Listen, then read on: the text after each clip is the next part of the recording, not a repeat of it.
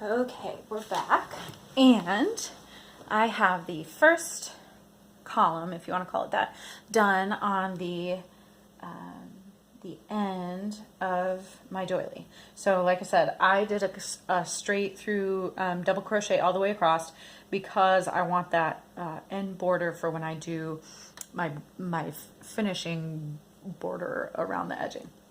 So at the end of each column, you're going to chain 3. So I'll chain 3 here.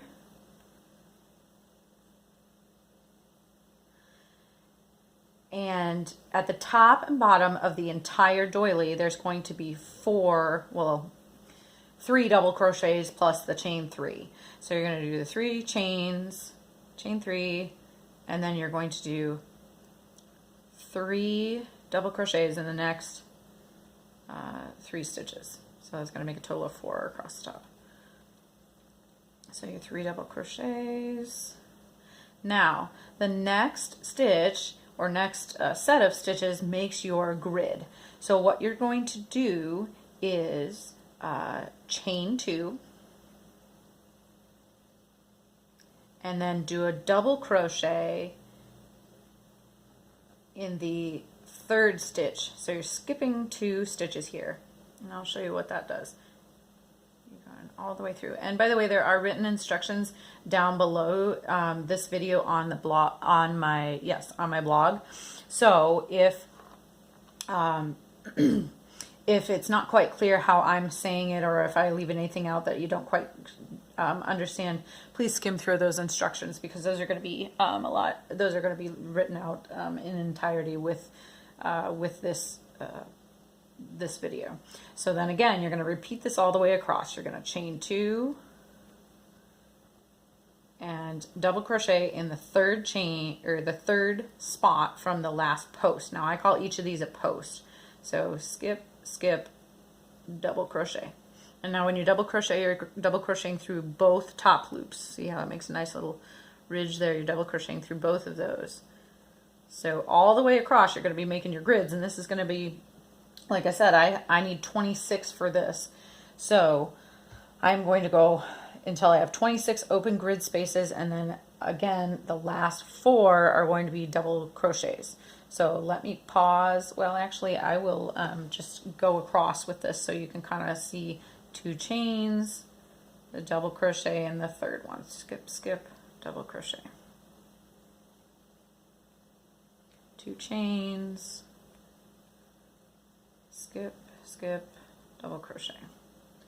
So this is going to make your grid, and that's kind of like your foundation for when you get to where you're starting to follow your pattern for your letters.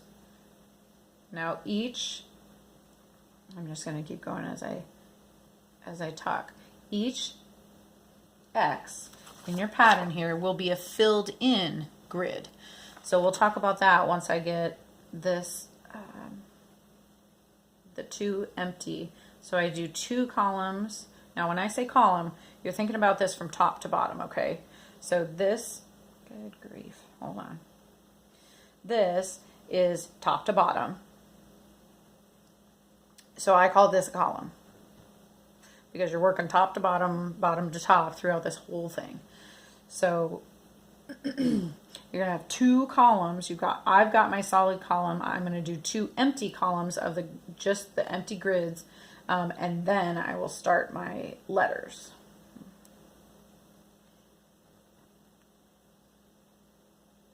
So chain 2, double crochet in the 3rd stitch from the last post. I know the video is a little bit difficult to see all this, but I hope that I'm talking you through it well enough that you're able to follow what I'm saying. And this is because these stitches are so tiny. That's why I recommend you practice with the worsted weight yarn and an H hook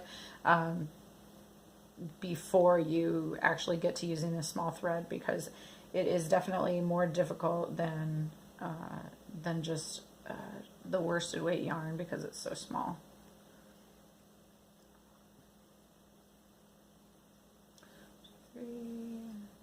Double crochet,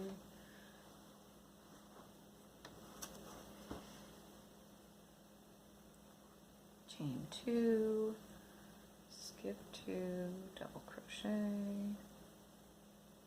oops,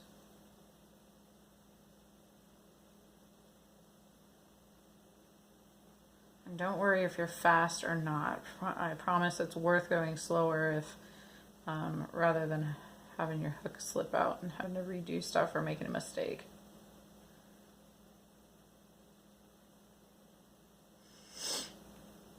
So this doily is actually going to be an anniversary gift for one of my cousins from his mom. So kind of a special little, she saw that I did some of these name doilies that I've put up on my Facebook page and wanted to have something special to pass on, to give to her son and daughter-in-law. And that's the neat thing about these. I think that it's kind of cool this day and age. You know, we used to cherish furniture that it was in our family, or small heirlooms, jewelry, something like that. And we don't necessarily see that so much in the young families anymore. And I think that this is an easy thing, and not a too space-consuming type thing that you can pass on in your family, and it can kind of be a little family heirloom. So whether you do it for your own family or you're doing it as a gift for someone else, I think it's pretty special to give something that is so unique and has had so much love and time put into it.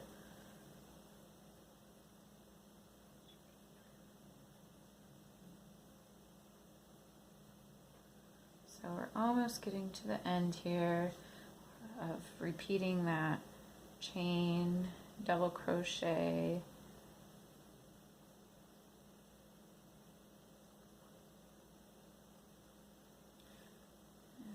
skip my 2. So I've got to really be paying attention now because I don't want to go too far, because I've got to do those 4 double crochets at the end for that top or bottom border.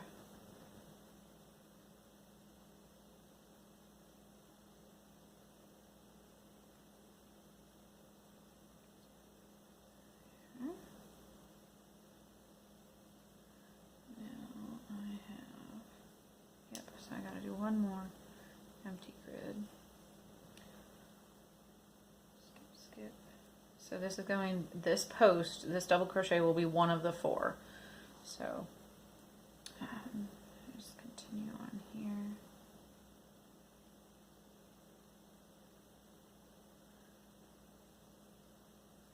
And I believe this is the right way, but this is the way I've always done it. Your last double crochet of those 4 at the end goes into the open space of the